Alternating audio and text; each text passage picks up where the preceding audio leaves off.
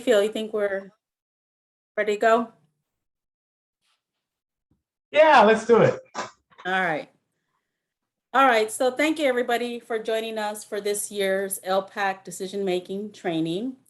It's a start of a new assessment period and start for a new school year. So I'm really looking forward to anything exciting that comes our way. Nothing too exciting because I can't handle too much, but I am looking forward to it.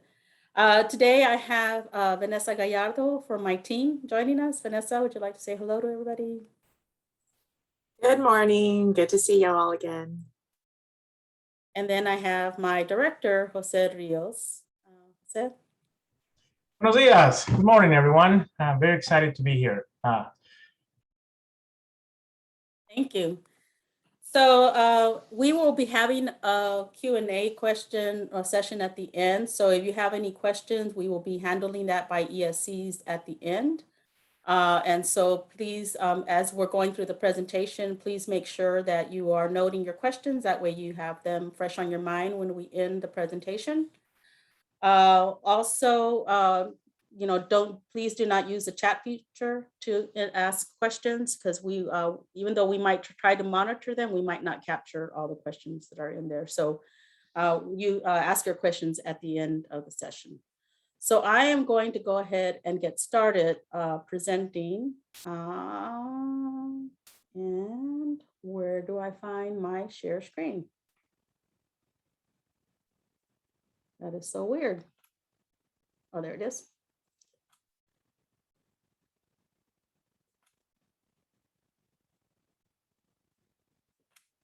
Let me go back to the top because I was reviewing some information.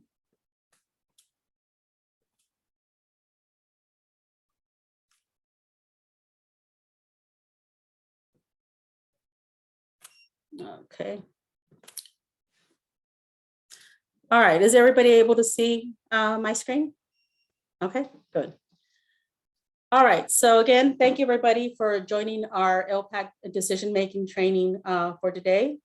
One of the things that I'd like to point out before I start my presentation is that this is a draft presentation that I sent out this morning.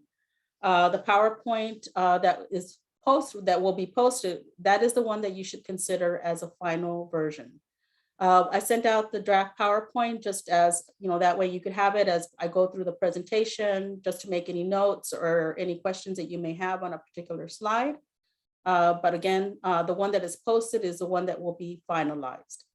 Another thing that I'd like to point out is that throughout the presentation, there are embedded links.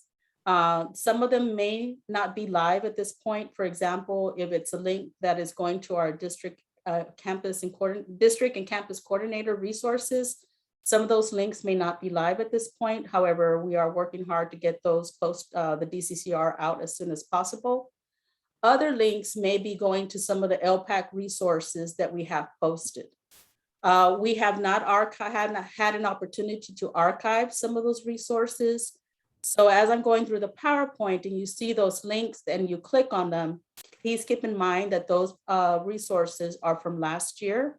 But as soon as we are done with the presentation and we are able to have our PowerPoint and our documents go through accessibility reviews, we will get those posted as soon as possible.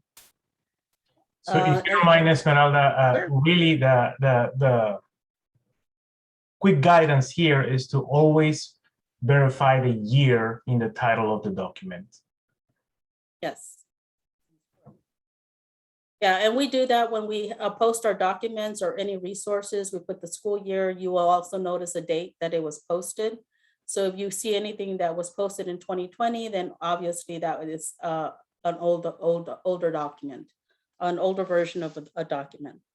Okay, so let me go ahead and get started. So for today's Elpac decision-making training, we're going to go over the educator guide overview. We're going to talk about participation decisions for STAR and for Telpas, understanding accessibility, designated support decisions for STAR and for Telpas, other assessment decisions, documenting and communicating those decisions, and then any additional documentation that you may need to keep. So the Elpac's Educator Guide is a regulatory procedural guide. It's based on Texas Education Code and Texas Administrative Code, and also on Texas Administrative Code, Chapter 89. So what are Elpacs responsible for? Well, Elpacs are responsible for following administrative procedures in the guide, making decisions on individual student basis, and working as a committee to make decisions and then maintaining that required documentation. So I do have a note on here regarding emergent bilingual students. I know that due to recent legislation, there was a change in the terminology, but I do want to tell you that when we refer to English learners, that's the population that we're referring to. Also, you're not going to notice just on the Elpac resources, you might notice it on other resources that Student Assessment Division has, will have out there for this school year. However, that change will be made appropriately for the next school year. But it is the same student population that we are referring to. Esmeralda, if you don't mind, I want to make a couple of notes on this slide. The first one is probably a very happy note. If there is a change for this year, this is it. There's a change in nomenclature. There's really not a change in processes. So please, the next of the slides are going to be very familiar. Now, the main question you're going to get from your districts is, well, what does this mean for registering students into the system, right? Because this change happened after we have set requirements for the system. So the upload files still reference LEP. The codes used from 0 to 5 are exactly the same ones. We are currently with our vendor updating the labels, meaning just like the new PIN score code labels reflect. As you can imagine, the description of those labels and pins are almost 3 lines. They don't fit on the screen. So we're making edits to reference the same thing. EB/LEP, first year monitoring, etc. But there's really no change in behavior from the system's point of view because it's the exact same codes from 1 to 5 and they mean the exact same things. It's just the labels that will be updated throughout the next weeks. Thank you. Okay. So the Elpac's responsibilities, well, you must review, Elpacs must review each section of the Elpac's Decisions Educator Guide. The Educator Guide has the same format that it did last year, has an overview, the test participation decisions, designated support decisions, other assessment decisions, and then documenting and communicating decisions. So it has the same format as last year. Participation decisions for STAR Spanish, and STAR Alternate 2. That's what our STAR program includes. For grades 3 to 8, we have our math, reading, science, and social studies. We have our end of course, Algebra 1, English 2, biology, and US history. And then Elpacs will make and document test participation decisions in accordance with the STAR program requirements. And this on here, you'll see kind of a snippet of what is in the Educator Guide. As we know, English learners, for the most part, will take the general statewide assessment, and there are designated supports available for the students. Some students will take STAR Spanish if they meet eligibility. There are also designated supports available for that. And of course, there are participation requirements for STAR Alternate 2 that students must meet. So Esmeralda, if you don't mind, we can go back to your chart. Well, this is not a change to Elpac processes, it's a change for all assessments. So if you were on our ESE training last week, you probably noticed that because legislation do away with the SSI retesting requirements, there's no longer going to be a need for Elpacs to have to meet if they wanted to change language between grade 5 math and reading administration. So there's one less thing for you all to worry about.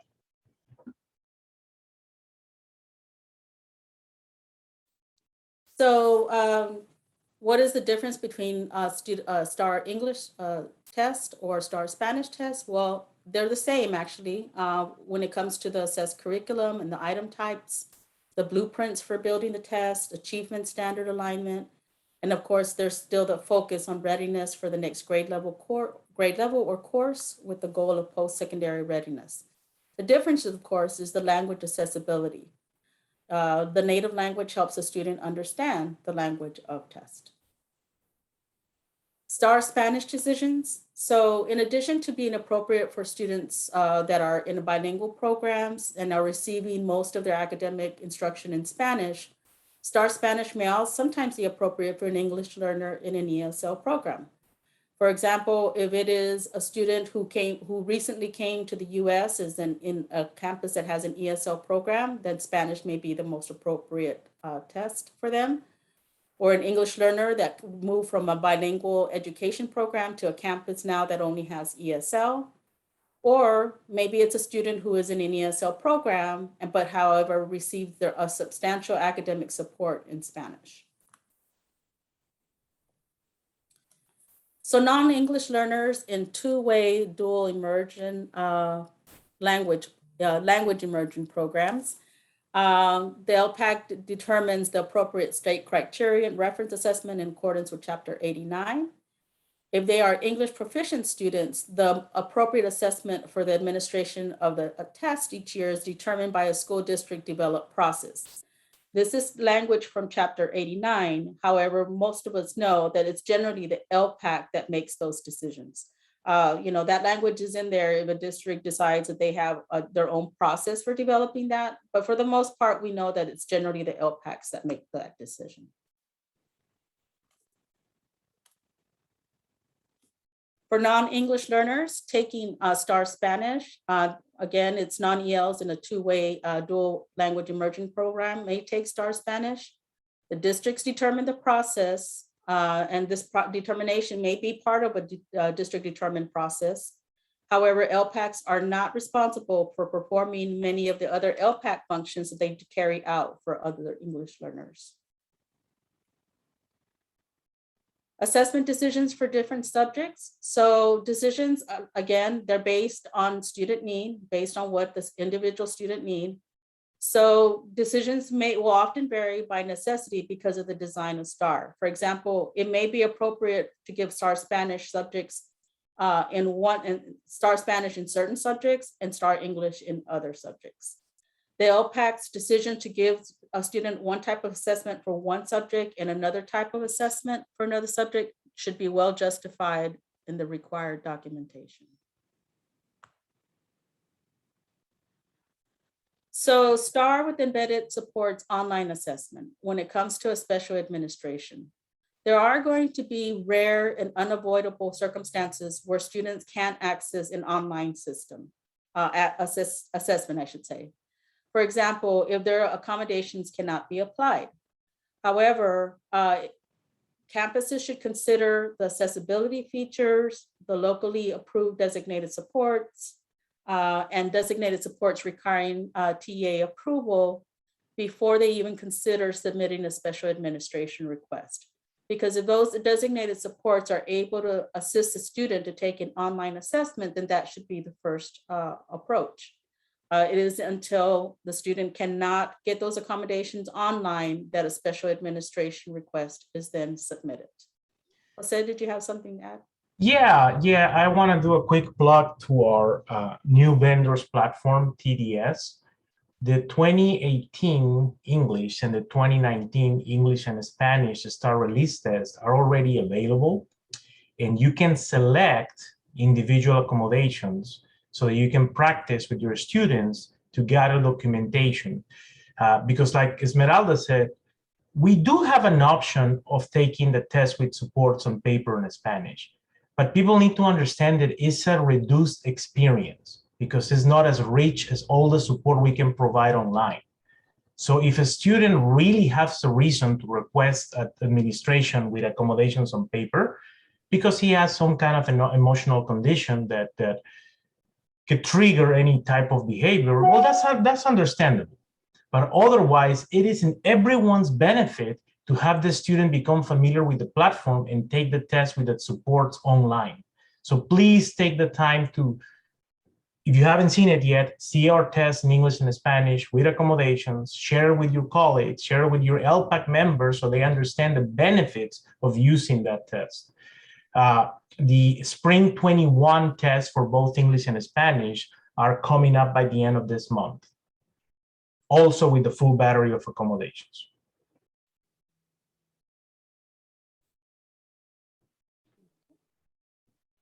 Thank you, for Jose, for that. And so the next thing is if the technology access is precluded, again, districts must make every effort to administer STAR Online with embedded supports in English and Spanish. And then in rare situations where computers or technology are absolutely not available, or if a student just cannot test online for whatever reason, for example, one example may be a court decision that they cannot test online, then a special administration request should be considered.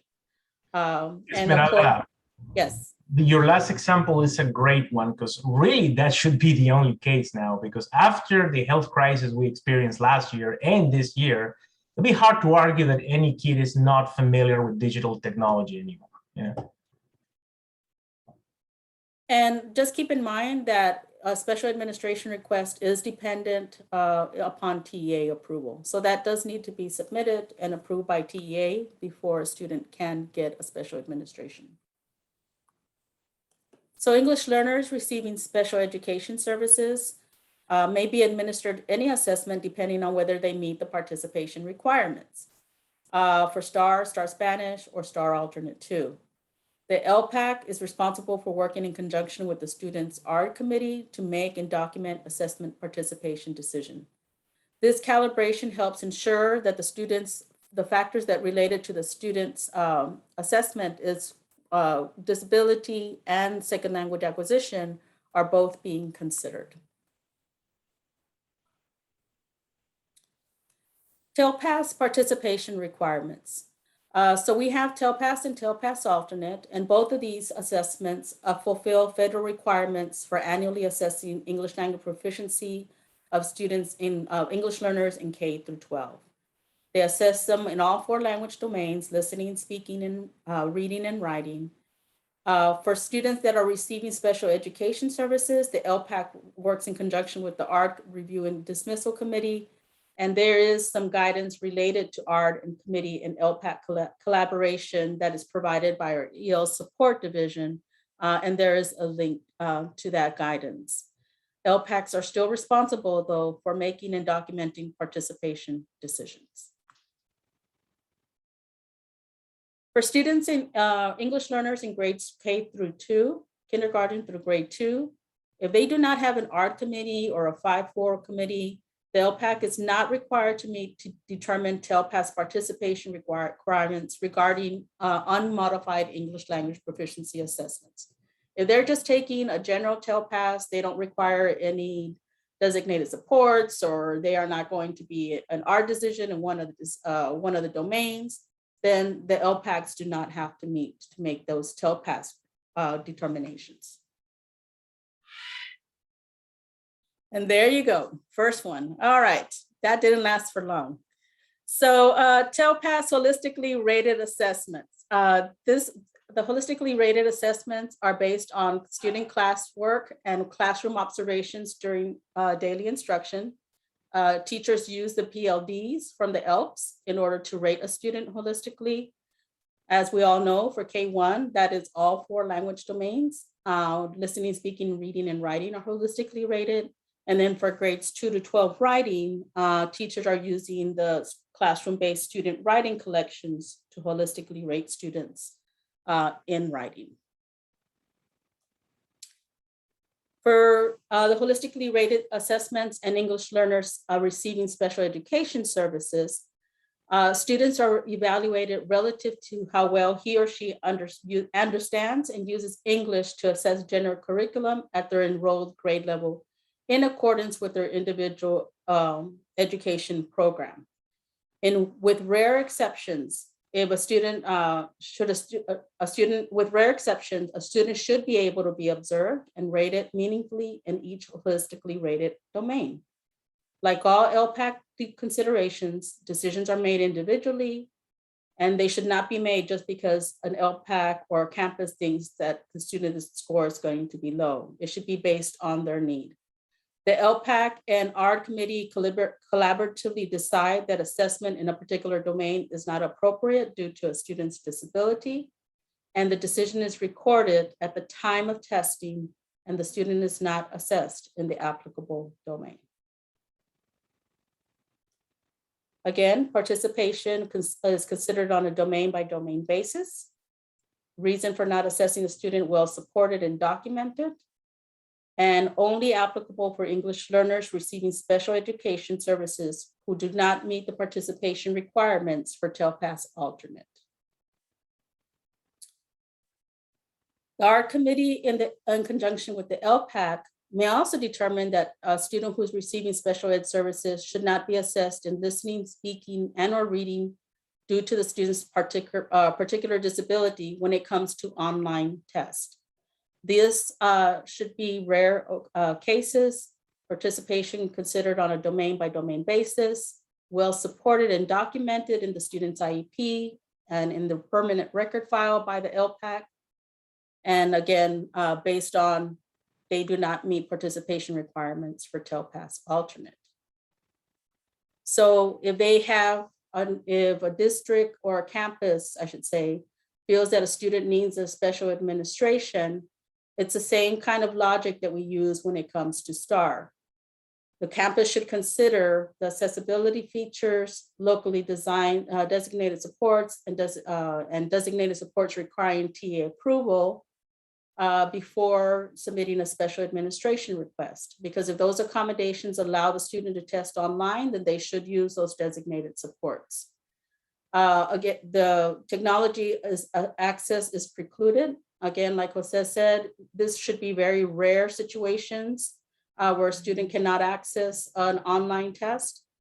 And then for Telpas, we do have the additional component where if a student is unable to participate in one domain, for example, if they have an art exempt in a domain for listening and speaking, then they would submit a special administration request for that online listening and speaking test, and they would be holistically rated in the applicable domain. As a reminder, the special administration request is dependent upon TA approval. Jose, did you need to add anything else? Okay. So we do have our Telpas alternate holistic inventory. This is our alternate ELP assessment for students in grades 2 to 12 with students. This is for students with the most significant cognitive disabilities. It is aligned to the ELPs, and it does have alternate PLDs that were created to address the specific needs of these students. The ART committee, in conjunction with the Elpac, determined eligibility based on the Telpas participation requirements. And I also want to remind you, there are no domain-specific exemptions like there is for Telpas. Every once in a while, we'll get that question, like, what if that student cannot be assessed in a certain domain? And we have to remind folks that there are no domain-specific exemptions because this holistic inventory took into account the needs of the student population, and they should be able to be assessed using the alternate response modes that are available for the student, and also the actual format of the test, which is a holistic inventory, which is based on student observation. So in regards to Telpas alternate, just a reminder that for K1, students are going to be assessed with the general Telpas. There is no Telpas alternate for K1 because, again, they are holistically rated in all 4 language domains. And we really kept K1 with the general Telpas because based on the feedback we got when we were developing this assessment for students with significant cognitive disabilities, stakeholders felt that the general Telpas was accessible and appropriate for this age group. And also to keep in mind that most of the time, or a lot of the times, K1 is not, students are not identified with a disability at that point. And so they could be assessed with the general Telpas. For students in grades 2 to 12, it's a little bit different when it comes to students in grade 2 and students in grades 3 to 12. So let me start with grades 3 to 12 because that's easier.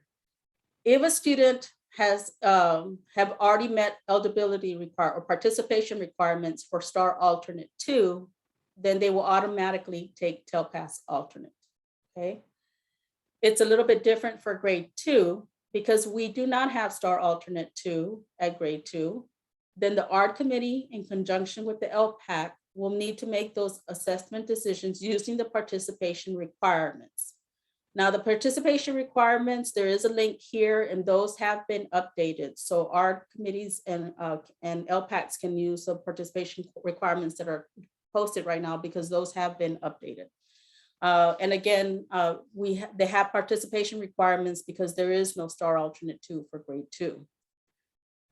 For students that are in grades 11 or 12, if they have met STAR alternate 2 eligibility and completed their STAR testing requirements, then they will take Telpas alternate. That is another question that we get.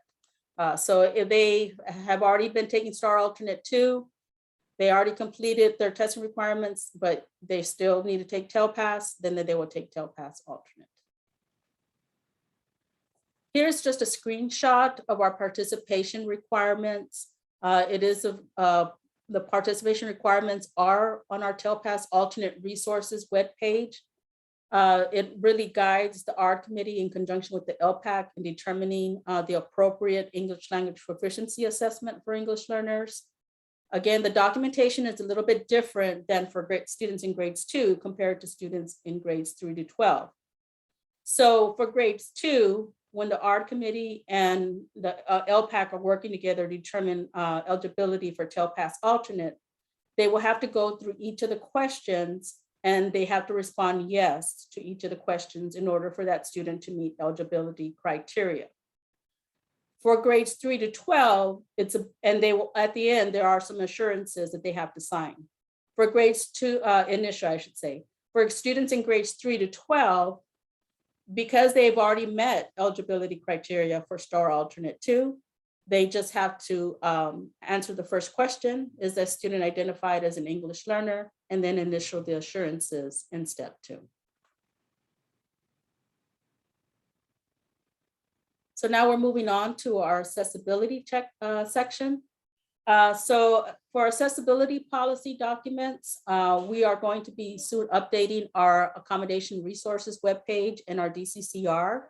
So all our accessibility policy documents will either be found on both places, either whether it's the accommodation resources webpage or in the DCCR. The policies are divided into 3 main categories. The accessibility features that are available to all students who need them, the designated supports that are locally approved by appropriate team at the campus level. They determine eligibility and they document that. And then designated supports requiring TA approval. And that means that a district or a campus would have to submit an accommodations request form to TEA. I would like to point out that although the accessibility features are available to all students who need them, I just want to make it clear that the students should be familiar with these, should be using them throughout the school year as part of their instructional activities. You do not want to provide an accessibility feature just because it's available, because it's not going to help a student if you provide it on the day of testing, because that might hinder them. And that goes really for any designated supports that the student, the campus is looking into for a student. And so that is the way we have our policies broken up by accessibility features, designated supports locally approved, and those requiring TA approval. So this screenshot here is how it's going to look in our DCCR. You'll notice that the accessibility features are going to be posted first. And when you click on that link, it will open up the accessibility features, and then all the designated supports will be available there. Now, each document, when I go on to the next page, this will make more sense. I may need to move this information to the next slide. But each policy document is organized the same way. There's a description of the designated support, the assessment, student eligibility criteria, the authority for decision and required documentation, examples and types, and special instructions and considerations. So if you look at that, Yes. I know you're gonna go through this, but I wanna remind everyone here that on the 28th, we're having our accessibility TTN, and we're gonna go more in depth with this, and the documents will be ready by then. Thank you, Esmeralda. Thank you.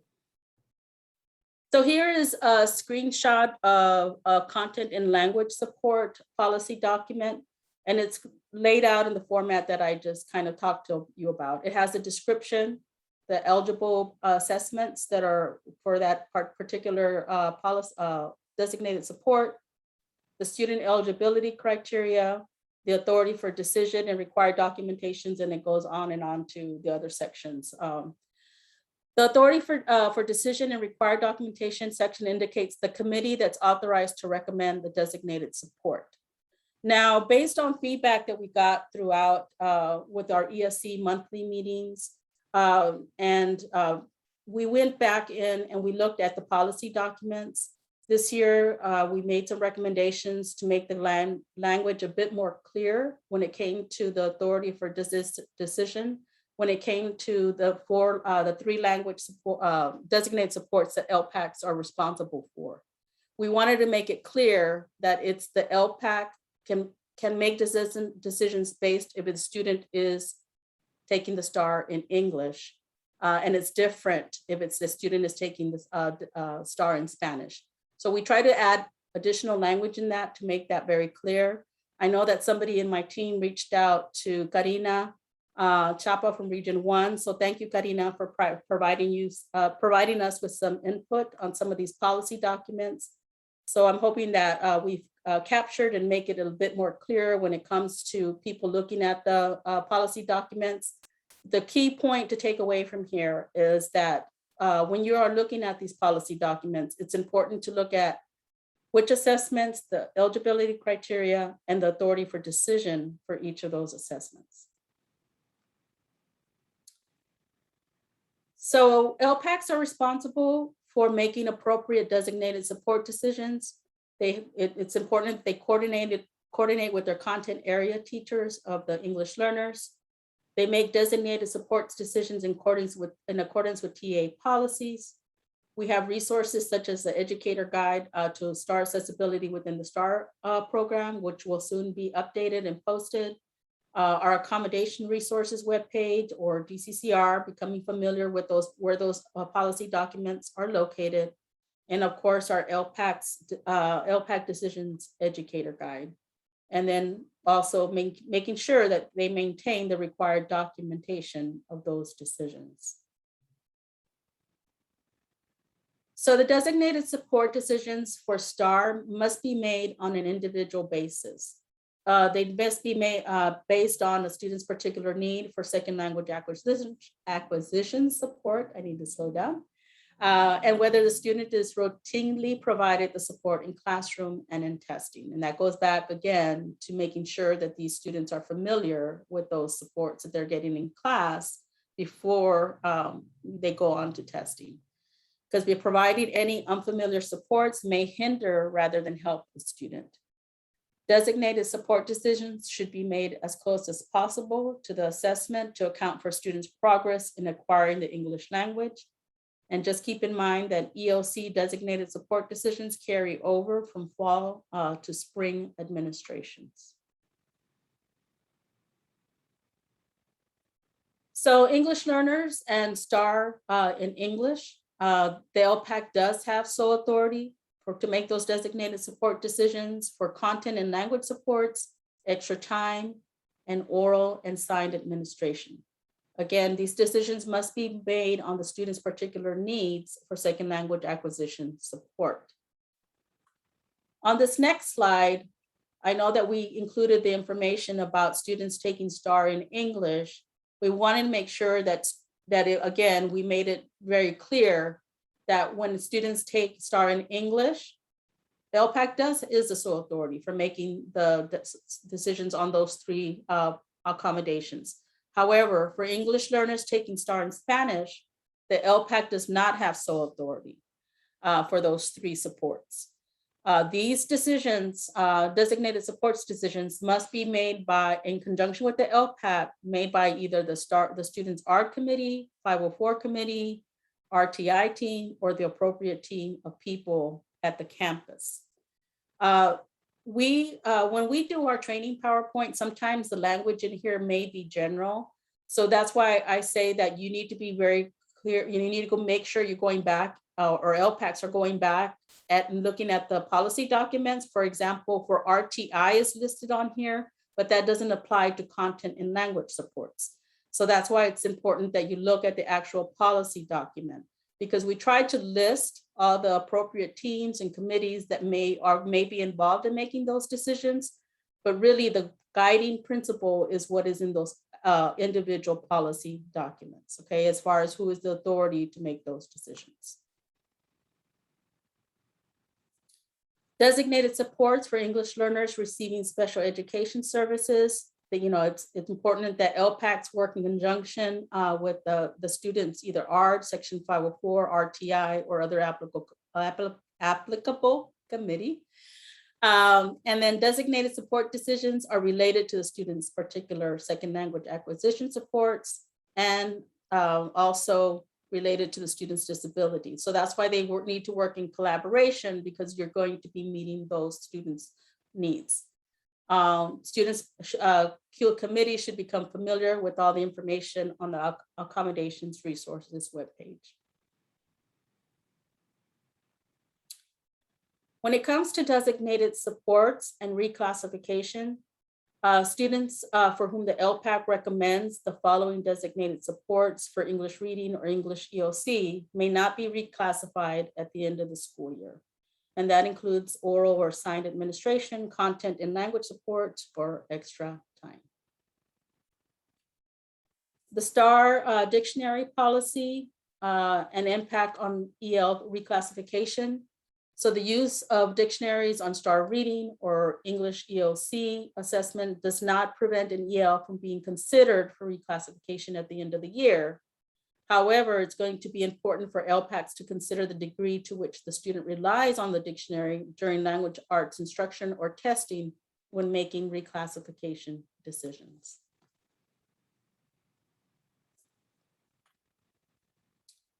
Here's just a screenshot of this year's reclassification criteria. It is posted on our English Learner Support Division's web pages. I believe it's the bilingual and ESL program resources webpage. And I just included here, I included their email as well and their contact information, because we all sometimes get questions about reclassification. And while some of us are familiar with the reclassification criteria, they're better suited to be answered by our EL support division. Designated supports decisions for Telpas. For Telpas, all designated support decisions must be made in collaboration with the ARD committee, 504, or the appropriate campus at the team. For Telpas alternate, the student performance described in the observable behaviors occurs while the students have access to instructional accommodations indicated in their individualized education program. So when we were asked about Telpas alternate, whether there's accommodations, well, there are accommodations that the student is already receiving as part of their instruction. And since it's based on classroom observations, they are already actually receiving their accommodations already. And the Telpas alternate was designed to meet the needs of this particular student population. We're really excited this year. We're going to have our Braille version of Telpas reading test. This is a new thing. It's going to be available starting in spring of 2022. The ARD committee, in conjunction with the Elpac, make that decision. It's going to be based on the same grade bands as the Telpas online reading test. So it's the same 6 grade bands that we have for Telpas reading.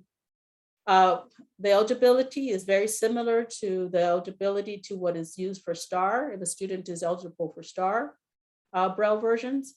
So an EL may use this designated support if he or she routinely uses Braille materials during classroom instruction and classroom setting. And it's really just Braille test materials only. So we're really excited about this because this is something that has been a long time coming. And so it's going to be something that we're going to have brand new coming this spring. So we've already updated our policy document when it comes to Braille, and you will see that Telpas reading is listed on there as well. Excuse me. One thing to note here, and this is really not for you coordinators, but your districts are going to have these questions. This is a brand new product, so the timing for launch was a little challenging. After this year, you will be able to order Telpas Braille just like a Star Braille during the initial orders process. However, for this year, our first years of launch, we're only going to be able to order it through the additional orders process. If you attend our Telpas TTN next week, yes, Yes. we will have specific slides about the ordering process for this year. Thank you, Esmeralda. Make that note.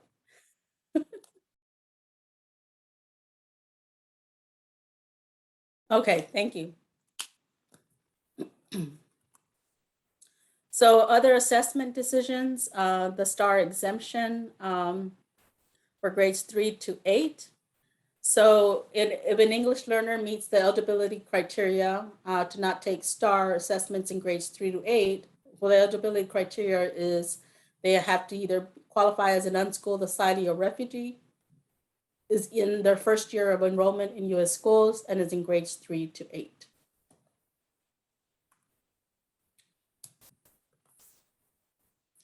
English 1 special provision. The English 1 special provision is in place because we acknowledge the unique circumstances of specific English learners.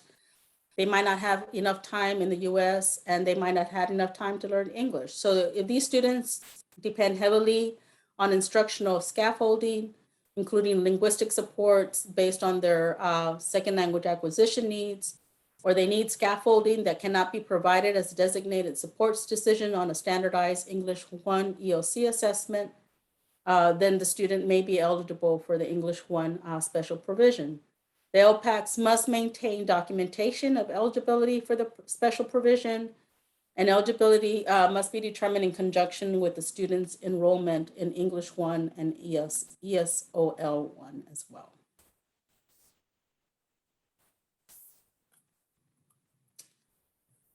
Qualifying as an unschooled asylee or refugee. To qualify as an unschooled asylee or refugee, the student must be identified as an emergent bilingual or English learner by state law, must participate in state bilingual or ESL programs, and then the student's permanent record file must contain the appropriate documentation that that student has asylee or refugee status. The student must be an asylee as defined by 45 Code of Federal Regulations. They must have a Form I-94 arrival departure record or successor document issued by the United States Citizenship and Immigration Services. And it has to have the stamp of asylee, refugee, or asylum.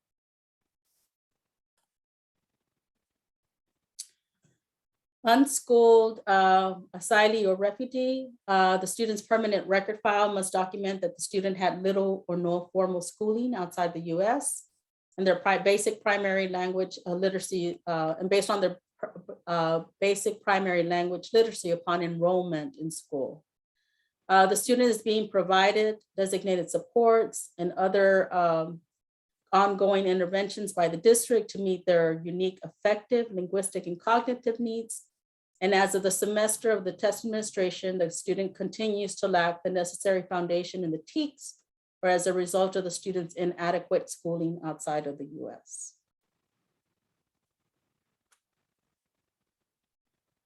ELs with parents who have denied bilingual or ESL services may not have, the Elpacs may not recommend designated supports, special assessment consideration, or accountability provisions for an EL if their parents have denied bilingual or ESL services. This includes things like designated supports, no testing in Spanish, no English 1 special provision, and no unschooled asylee refugee provisions as well.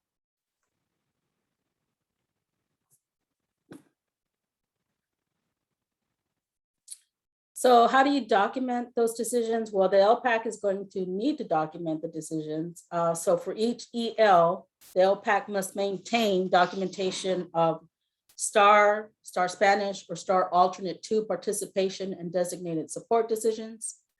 And then Telpas or Telpas alternate participation decisions. Lpac documentation must be kept in the student's permanent record. For participation and designated support decisions, Lpacs made in conjunction with an ARD committee, a 504, an RTI team, or another applicable team or committee. For example, for ARD committee decisions, those decisions are kept in the student's IEP. For 504, they're kept in the student's individual accommodation plan. And other student assistant teams document decisions in the student's permanent record file. We have gotten calls about whether they can be kept electronically, and they can. I know that a lot of districts are moving to electronic records. They just need to make sure that they are meeting FERPA requirements regarding privacy. We do provide sample Lpac forms. They are to hopefully assist Lpacs in meeting documentation requirements. They are going to be available on our Lpac committee resources webpage. We have made a few updates. So again, we're going to post the updated ones as soon as possible. The ones that are there are from the previous year. And then we do have separate sample forms for K1 and for grades 6 to 12. Lpacs may modify or reformat the forms. However, if the campus is going to do that, they need to make sure that the components of the state required documentation still need to be included in that. School districts may require that they have additional supporting documentation and evidence as well. We need to make sure that as Lpacs are meeting and making these participation and designated support decisions, that they are providing that information to assessment coordinators.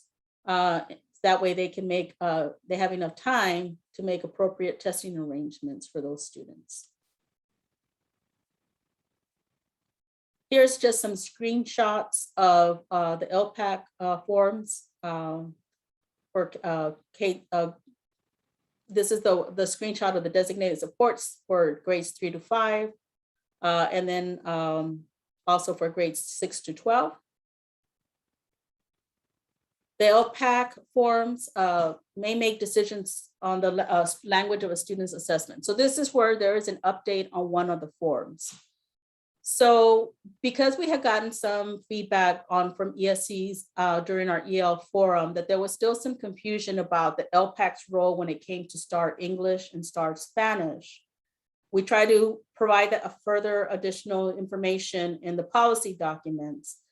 But the question came up that sometimes when Lpac committee members look at this document, they see Spanish and they automatically assume, well, if it has Spanish on there, then we can make those decisions for these designated supports. But they can't when it comes to Spanish, right? It has to be done with another committee, not just the Lpac. The Lpac can make designated support decisions sole authority if they're doing it in English, but if it's in Spanish, that has to be done in conjunction with another committee.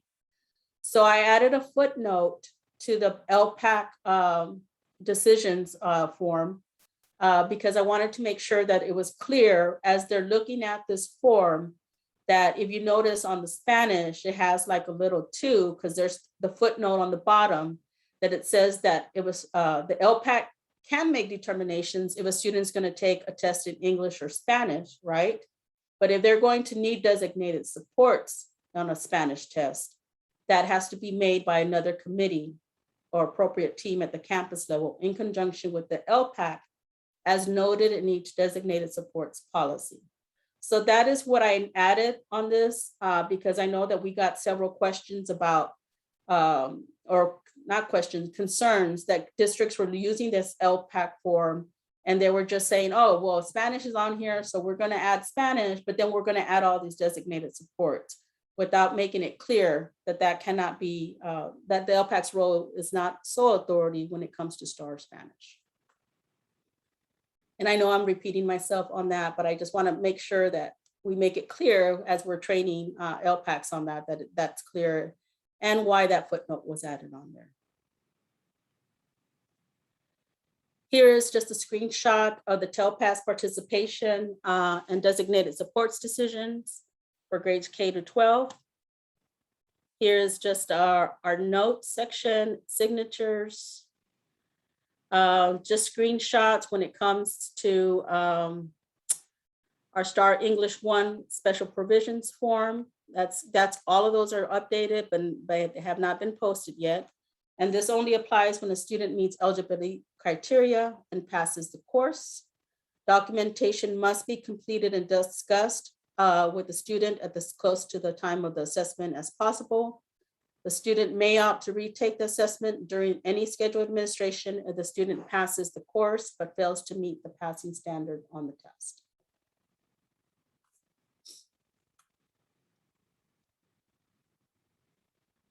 Students' history worksheet, multiple year student record of the number of years of enrollment in U.S. schools, has information regarding Telpas and Telpas alternate reading rating, test decision, and also whether the student has been enrolled for 60 consecutive school days in the school year.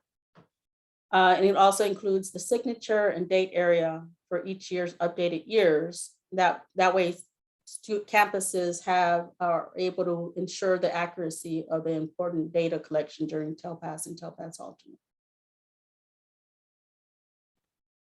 Additional documentation. Again, for years in U.S. schools, Elpacs are required to determine and document the number of school years in which an English learner has been enrolled in a U.S. school.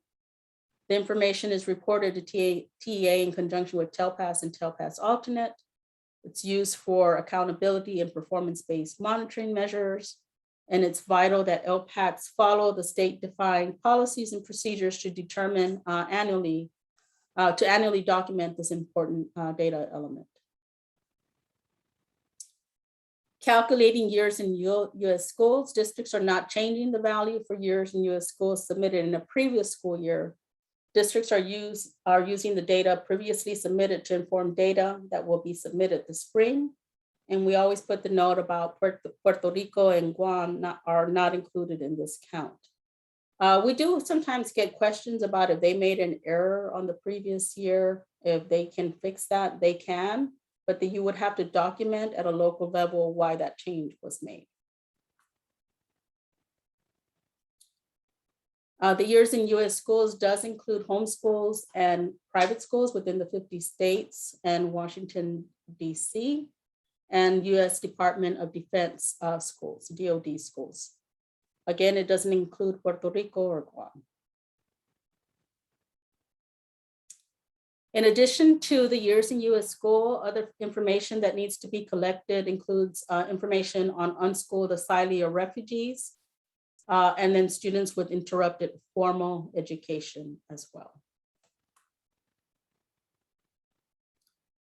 And then here are some frequently asked questions. I think that we didn't really change them up because somehow we still somehow are still getting these questions. So we have ELs in our district in kindergarten through grade 2 that do not have an art committee or 504 committee. Is the Elpac required to make Telpas participation decisions for these students? Again, if there are English learners in grades kindergarten through grade 2, if they don't have an art committee or 504, they are not required to meet to determine this participation requirements for Telpas, because if they're an English learner, they have to be assessed with Telpas. Juniors and seniors, if they have are required to take a Telpas assessment, if they've previously met participation requirements for Star Alternate 2, but have completed their ELC testing requirements and therefore not testing this spring, should they take Telpas alternate? And again, if they've met Star Alternate 2 participation requirements before, they're still an English learner, but they've completed their ELCs, they should still take Telpas alternate. Is Telpas required for high school ELs who have met course requirements for graduation, but need to pass STAR if they attend school only for STAR remediation? If they are coming to school just for STAR remediation, they are not required to take Telpas because they have met their course requirements for graduation. And here is just our contact information. We have our help desk, and here is our number. And we've also included a link to our webpage for state assessment for English learners as well. And this is our place for questions. I'm going to stop sharing for now. So let me see if I can do this.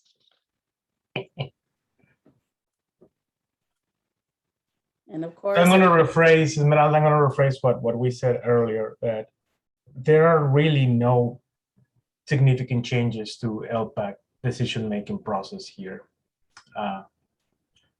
So I apologize because some of this is very repetitive, but at least I think we all agree that we can all use less change this year. I totally agree with that.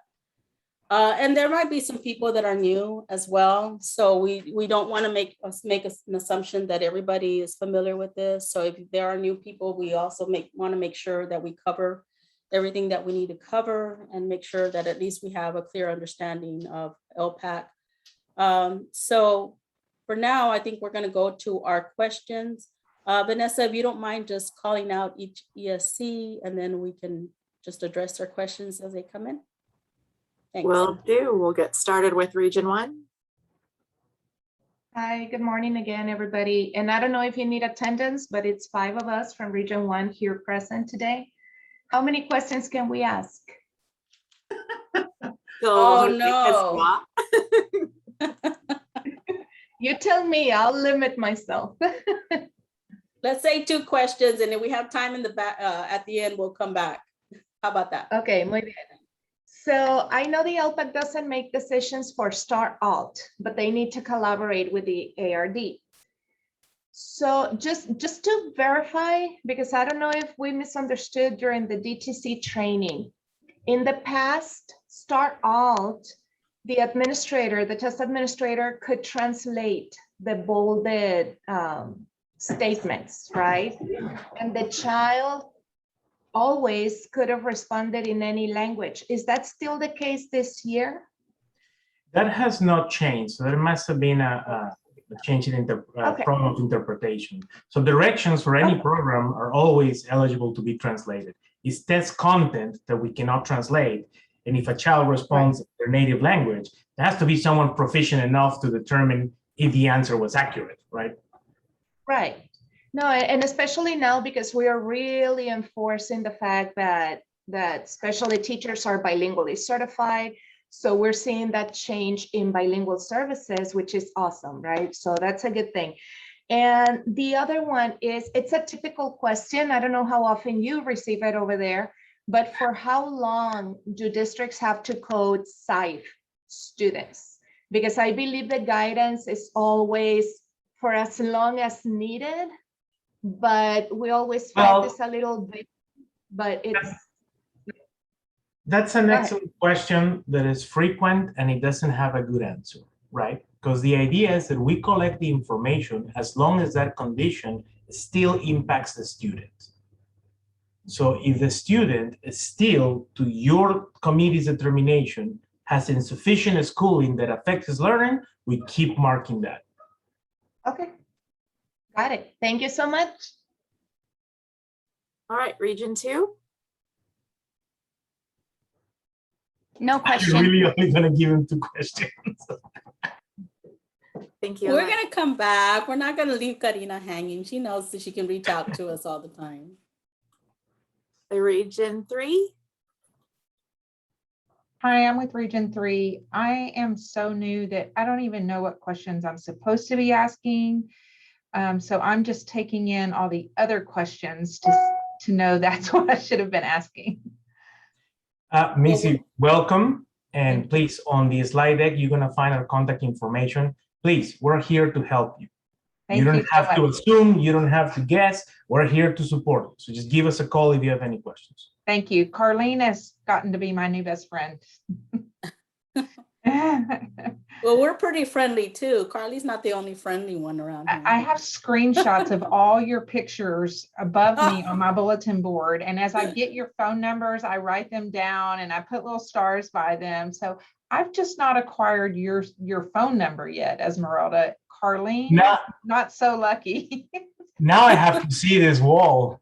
Oh, Oh, yeah, no. it's got all your from one of my very first trainings when y'all put your contact info. I'm screenshotting that stuff and printing it out with your names and your pictures. I hope it was a good day, good hair day, and I had makeup on that day. I really hope. Well, you look pretty good to me. Oh, okay. Awesome. Welcome, Missy. And Thank you already you. have our emails because I saw your emails. So Thank yeah, you. Yes, welcome. I just emailed everyone and asked you to add me to your contact list. Great. All righty. Well, if other questions come up, we'll come back at the end. Region 4. Good morning.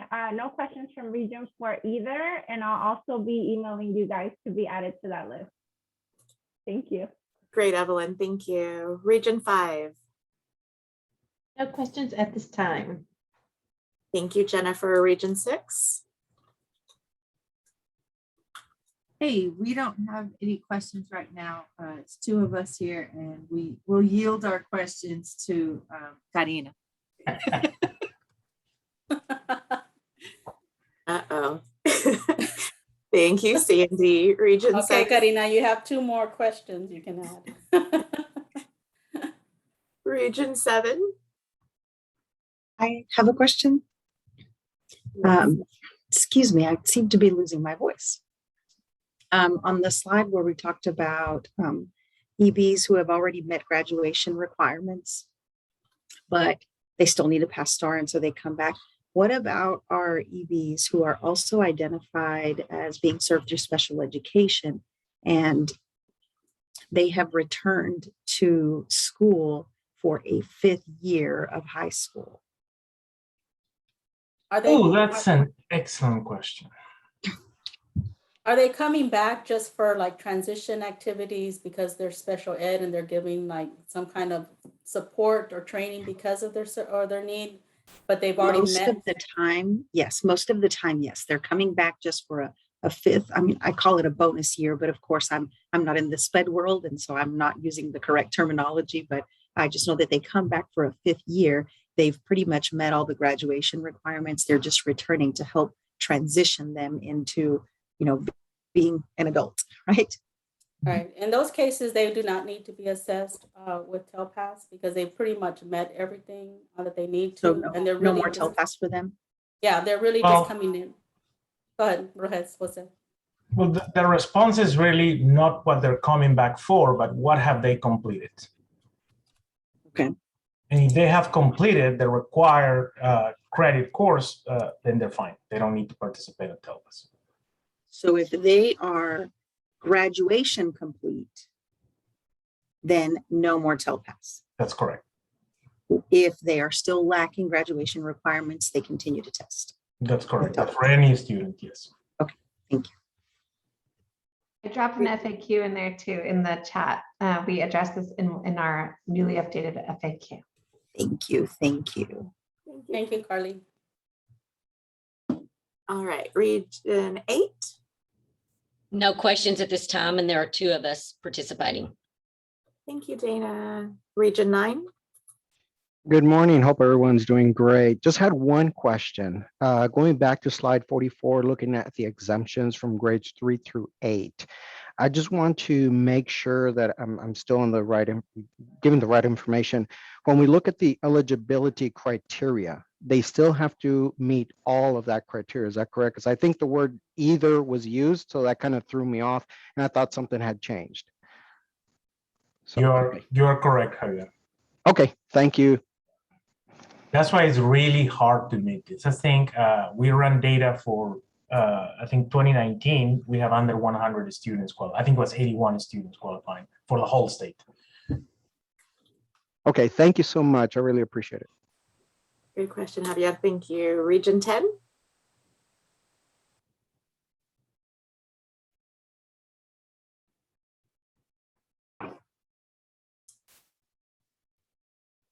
might have stepped away for a minute. We'll come back to Region 10. Region 11. Good morning, everyone. It's two of us here today. And no questions except just a clarification of Jose's comment at the beginning of the session about the Elpac. Once students have the Elpac, decisions have been made, they carry over through the other administrations. But what did you say about even if changing the language of the test, is there a need to have an Elpac? Yeah, the section, thank you. Apologies if I was confusing. So in the past, up to last year, actually after the year before last, students in grade 5 or grade 8 were subject to SSI, and if they failed the first opportunity, they still have 2 more opportunities to take the test. In grade 5, it was somewhat common for Elpacs to change the language between administrations. It's not a practice that we recommended, but still, it was something they could do. They have the justification. Obviously, that's no longer the case because there's now only 1 opportunity for every assessment from 3 to 8. So what I was trying to make a point is that that's not something we have to worry about anymore.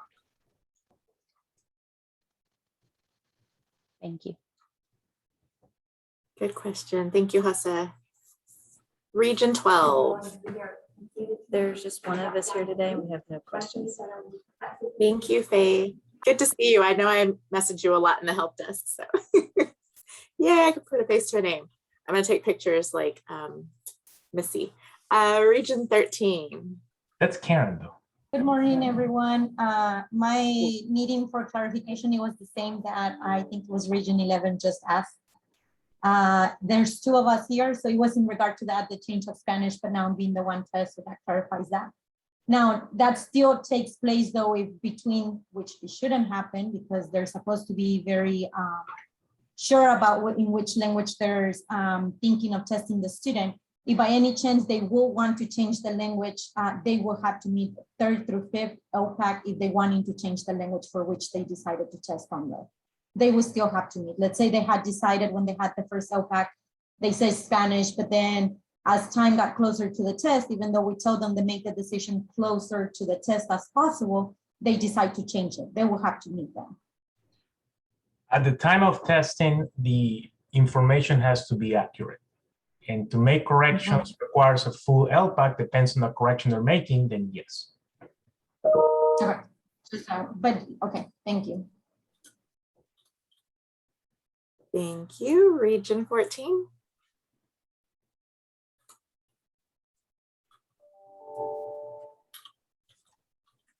Good morning. We have 2, and our question was answered already. Yay. Great minds think alike. Region 15. Good morning, Vanessa. This is Mary. I just wanted to apologize for being a few minutes late, but I'm doing my 2nd round of DTC training, so I had to get that going first and then join the Zoom. So I do have just 2 quick questions. One of them, y'all may have already covered it right at the very beginning, so I'm sorry if I missed it, but throughout the training, the PowerPoint, it still refers to our students as ELs. Is that going to be changed to English emergent bilinguals? Because I know that we're really stressing that out with our school districts, because on our Title III meeting earlier this week and even through our L support division, we're having those changes in our FAQs and so forth. So I wanted to check on that. And then the second question is for Telpas.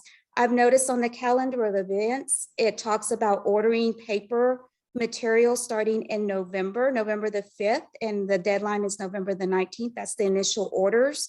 However, if some of our Elpacs are not meeting with ARDS in conjunction to make a determination of a special administration for Telpas reading, how are we going to handle that? Will there be an additional order window? Because I can tell you right now, the only Elpac and ARDS that are going to be happening in conjunction is going to be getting ready for the December EOCs, not necessarily for Telpas, especially when it's a special administration, because as we get closer, that's when they want to make that determination. So those are my 2 questions. And by the way, it's just me here at Region 15. As always, solita. Thank you. I'll let Esmeralda answer the EL to EB. Yeah, so yes, we did kind of talk about that in the very beginning. For our purposes in student assessment, we're going to be using the term English learner, but it's the same student population. Really, the reason is because the legislation was just recent, and the change in terminology wasn't, we didn't include that in some of the documents and resources that we had already approved and had already moved forward. So it was a decision that we made for our division. So you will see not just Elpac resources, but other resources where when we refer to English learners, that's the same student population as emergent bilingual. It's just that we were caught right after we had already approved a lot of resources, and it would be difficult to make that change at this point. But moving forward and for next year, that is something that we will definitely look into making that change. Thank I you, can Esmeralda. tackle the second part if you want, Esmeralda. So, and just to what Esmeralda said, so we had to make a decision, right? So we either have mismatching documents this year, or we just delay the change for assessment documents until next year. But of course, every reference you see to EL or LEP refers to really emergent bilingual. The law was passed when we were already way into the production of documents for this year. Now, the ordering process, you're right.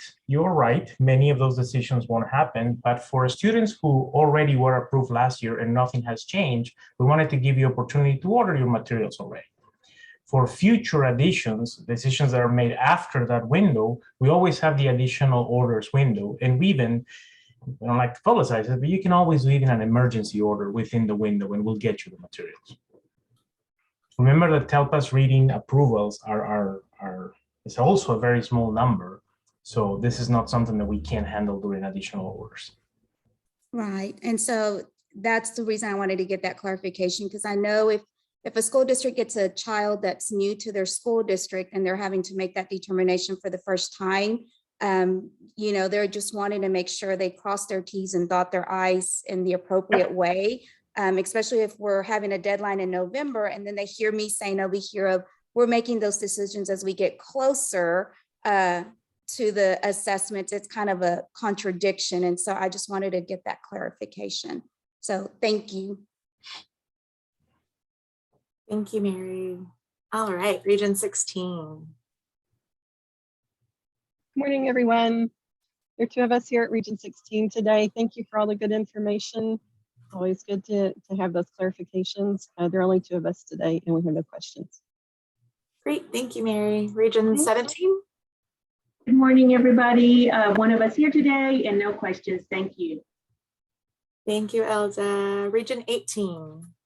Good morning. How are y'all? I'm sitting in for Maria Mata this morning. She was double booked. So I'm taking notes for her, but I don't have any questions. But after she watches the recording, she may have some and get in contact with y'all. But it's just me this morning. Thank you, Priscilla. Region 19. Good morning, all. I do have a clarification to make, maybe because I am new at this. You said that when they test in English, Elpac makes the decisions. When they do test in Spanish, they need another committee. Who would that be? So just to clarify, if a student is going to take a STAR Spanish test that does not require content language supports or oral or signed or extra time, and the Elpac determine that student is going to take that assessment in Spanish, then the Elpac can say, okay, the student is going to take the STARS test in Spanish. They're not going to require designated supports. Then the Elpac can make that determination. It is when they need designated supports, such as the content and language supports, and such as the content language supports, extra time, or oral or signed administration. That's when the Elpac needs to work in conjunction, whether it's an art committee, an RTI, that's when they have to do it in conjunction with another committee. They can't do that alone because, right, remember the Elpac makes decisions based on the student's second language acquisition needs. But if they're taking a STAR in Spanish, it's already in their native language. So if they need designated supports, it's because that student then needs supports that are not related perhaps to their second language acquisition.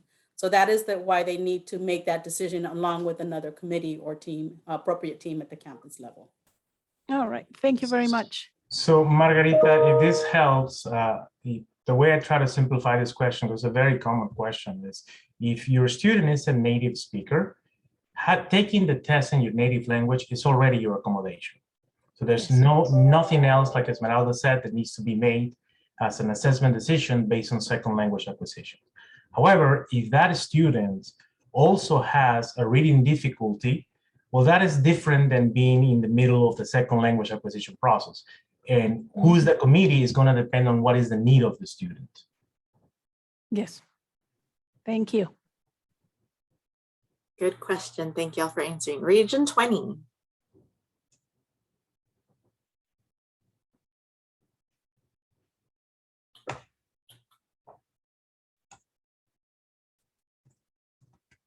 Region 20? Or Region 10? I know we missed you earlier. Oh, and it's the chat too. No, all right.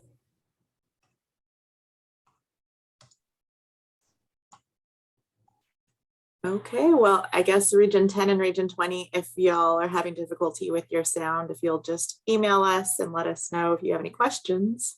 I think that's it for our roll call and questions, unless anybody else has any additional questions. Yeah, I was going to say we have plenty of time, so we'll take your questions if you have more. Karina, I see your hand up. Second round, here we go. So the first one is really just a suggestion. On slides 16 and 48, on 16, when it talks about who takes Telpas, is there any way to add there, including parental denials? And on slide 48, also where it says, let me see what it says. I just wrote it down. Oh yeah, 48 is about parental denials. So maybe adding a statement there that parental denials are required to take Telpas. And I'm asking for this, is a pretty please, because it's parents now of denial EBs who are asking, where does it say? And I know we have other documents, right? But this helps the DTC and the Elpac who doesn't know about the other documents to just show these two slides and maybe cite statute or something like that, that really can help our people in the field. That would be really, really useful. That's a really good suggestion, something that we can easily add. I think we might want to go beyond that, Esmeralda, because we need to make it super clear, right? If a child is documented LEP/EB on PIMS, they take Telpas. That's what it is, comma, including parental denials. I think that's the phrase that we need to add. Yes, and my second request, I know it's not going to be anything for this year or to change, just to start thinking about it. I understand 100% what you're saying about Spanish is already the highest accommodation, but in reality, with what we know now about language acquisition of a simultaneous bilingual child, sometimes it's both languages are native languages. There's not one or the other, it's the whole linguistic repertoire. So it's just a little seed there just to start thinking about it, about language in a different way, maybe for future years. I know not for this year, but it's a longer conversation maybe. Yeah, let me explain a little bit of the process that we do to make changes to policy. Every year, we collect information. We have a monthly meeting with many of you. We also have a big accessibility working group with selected people from all the state at the end of the year. We also have a district working group at the end of the year with testing coordinators. We use all that feedback to inform changes. So the best way to make changes is to keep being an advocate and try to participate in all of opportunities, because we don't make the decisions. The state representatives make the decisions, we just implement, right? If they are possible, right? Because some of them are, a little out there. So yeah, I mean, we can put this on the list, and if you join us in an accessibility working group at the end of the year, we can decide it together. And if the state as a whole, the representatives that are there decided will make a change. I see Andrea Smith has a question or hand raised. Yes, buenas tardes. I just had a question, maybe some clarification around dyslexia and how this works. You know, in my first year, it was just, you know, regurgitating the information and hoping that we clarify for them. But I think I just want to understand the why and how does it work, so that I can help LEAs that reach out to me. You know, it'll be something simple like, well, it's the only thing that's preventing them from reclassifying. I said, okay, well, let's look at different factors. What kind of factors are associated with them? They'll explain, well, they do fine, advanced high in all the domains, but it's the reading part that always gets them. And I said, okay, well, let me see if we can help with that and get a little bit more support from our division. But I want to clarify that you're asking specifically about the impact for students who have dyslexia and their ability to meet the requirements to reclassify for reading, right? That is what you're asking. Yes, that's correct, because I believe that they have an accommodation on STAR with this. Well, the accommodations for a STAR are very similar to whatever we can provide for Telpas, except for oral administration. But I want to make sure I understand your question, though. Are you asking about, is there any exemption for the students when making reclassification considerations? Or you're asking about, is there any additional accommodations for the students during Telpas testing? I think it's both. I think it's one, looking at reclassification, and then the second part as far as accommodations, because we know what we're doing as far as, you know, Braille and advancements are coming up. But what do we do with that population that is EL and also happens to be dyslexic? Excellent question. So let me tackle the assessment part, and then let me see if Carlene and us can provide you some guidance on the other part. For testing, we're measuring a student's proficiency decoding text, right, in English, and comprehending text in English. So therefore, we cannot allow oral administration, because then it becomes a listening comprehension test, not a decoding and comprehension test. That's the reason that we cannot provide oral administration for reading. But we can still supply additional time, right? It's a test that is untimed. So a student has the whole day, he can take pauses. I will strongly recommend in these cases that a student has assigned pauses, right?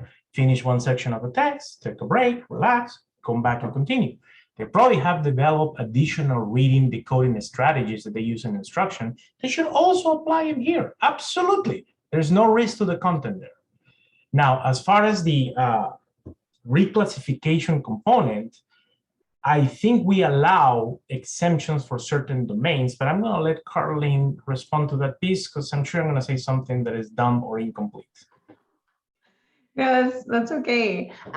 No, thanks for tagging me in. I think, although yes, there are exemptions per domain available, we have to be very cautious with those exemptions by domain, and particularly just, of course, like always stated here in this training, individual decisions. And it's really about that severity, because we only want to base exemptions by domain based on the fact the student cannot perform the task, right? But if they can perform, they can do what the task is asking them to do it, we're not going to exempt them from the domain, because just because their score will be low, right? And so, and then thinking about reclassification criteria, the reality is that some of our dual identified English learners, emergent bilingual students, and certain students served in special education or even through 504, it may be very difficult for them to reclassify as English proficient. And I think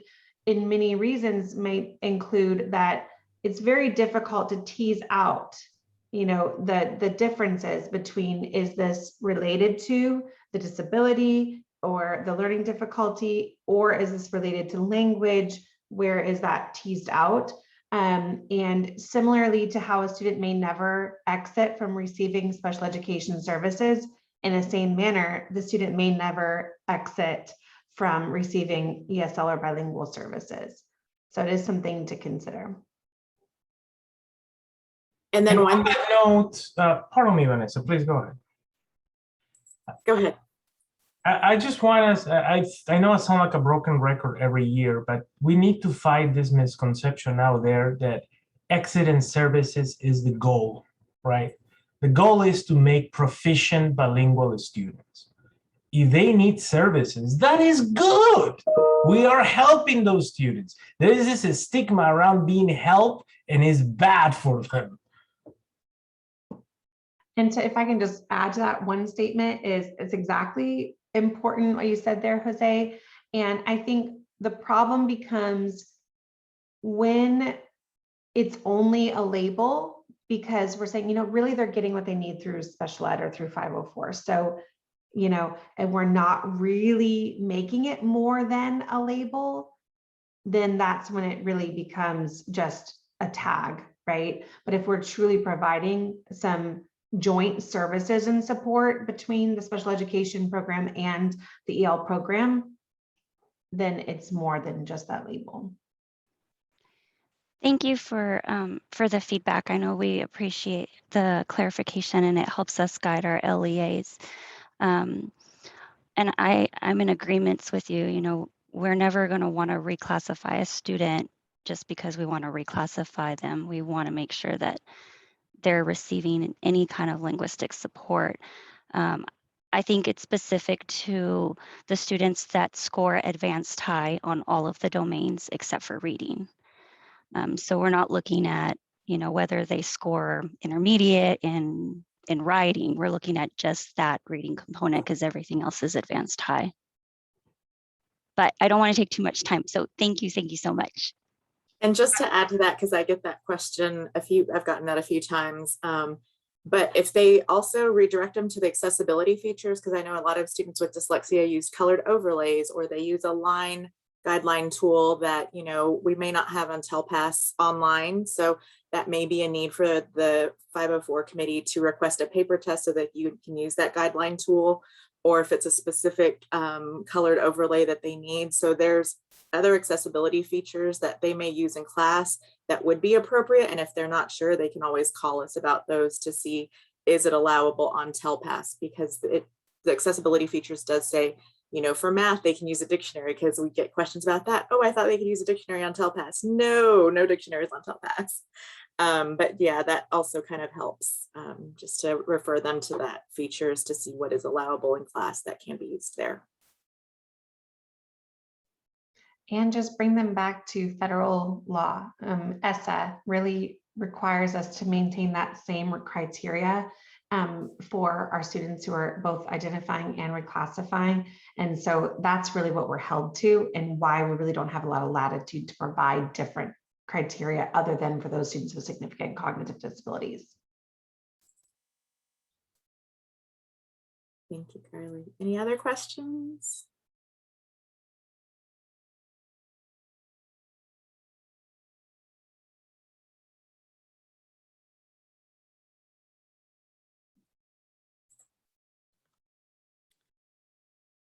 Okay, well, it looks like no one else has any questions. I do want to just mention something. I know that most of you or some of you have been participating in our monthly EL, ESC forum meetings, and we have been talking a little bit about Telpas writing assessment.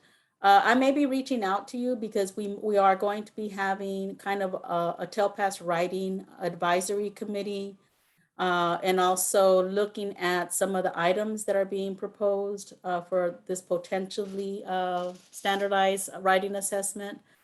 So I might be reaching out to you. The meeting is going to be scheduled for November 18th and November 19th. It's 2 days. It is going to be virtual.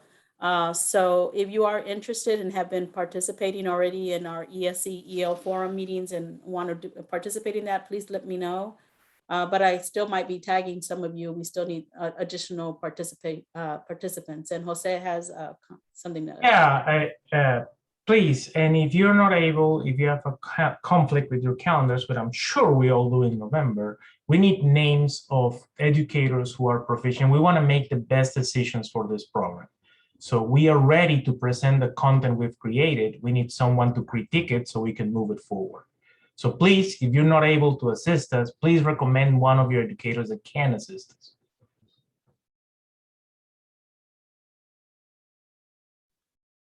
All right, well, thank you everybody for joining us. I know that it was a long training, but like Jose said, there wasn't too many changes to it. But as always, we're here to answer any questions and feel free to reach out to us. And everybody have a great day. Thank you. I have to ask, Mary, do you have a couch there? Miss Mary? Yeah, is that a couch behind you? It's a little, just a little seat, just a bench. Oh, okay. I was It just, looks inviting though, doesn't it? I was just spending the last hour and a half. What is that? Probably need a background. It's kind of busy looking back there, isn't it?